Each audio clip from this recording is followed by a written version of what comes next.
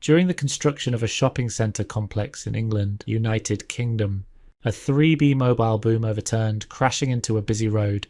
The operator in the platform was injured and the road was blocked for 6 hours. In the following video reconstruction, we highlight the hidden hazards on the ground that caused the overturn, the learning outcomes, and the specific actions to take to minimize the risk of this type of incident happening again. At the time, multiple mobile elevating work platforms from different hire companies were in operation. When the mobile boom overturned, it landed in a busy area which was filled with pedestrians and vehicles just seconds before the accident. Now we will examine the specific safety violations that led to the incident. The mobile elevating work platform involved in the incident is categorized as a 3B articulated mobile boom and weighs approximately 15.5 tons.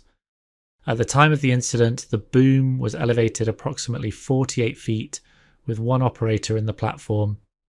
The inspection cover had been covered with a compacted sub-base material for mobile elevating work platforms and other plant to operate on. Sub-base is a layer of material used in the construction of roads, pavements, and other surfaces. It is placed between the subgrade and the base course, or the natural soil and the layer immediately below the surface.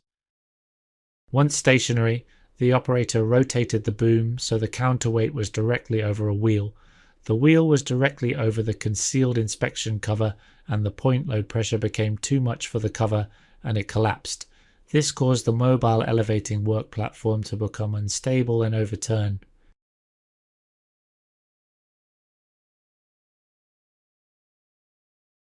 The impact of the mobile elevating work platform overturning caused major injuries to the operator. He was wearing a safety harness and his lanyard was clipped on, but he suffered 4 cracked vertebrae in his neck, fractures to his ankles, leg and shoulder, and serious head injuries. If the boom had hit a member of the public or co-worker, it could have caused a major injury or fatality. The key learning outcomes of this incident are: the ground conditions at the site had not been inspected thoroughly, and the hidden hazards were not identified because they were covered by a sub-base material. The risk assessment had not identified the presence of the hidden hazards underneath the sub-base material.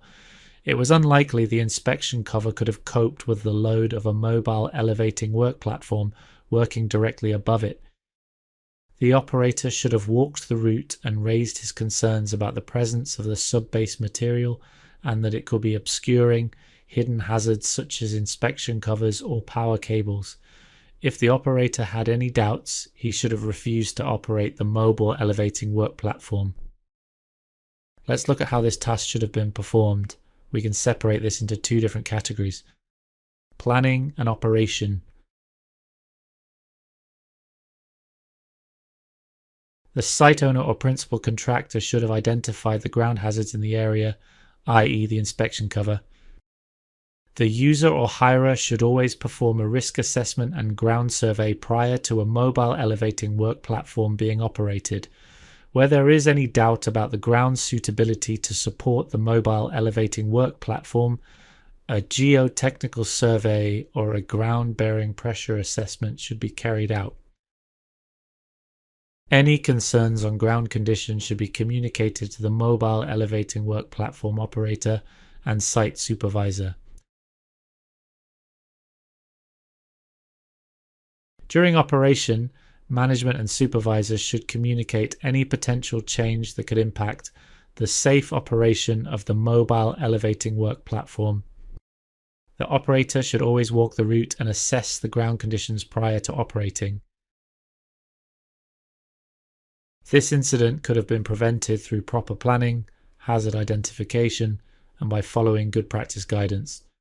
For more information on assessing ground conditions and supporting structures for the safe use of mobile elevating work platforms, please visit IPAF's online resource library.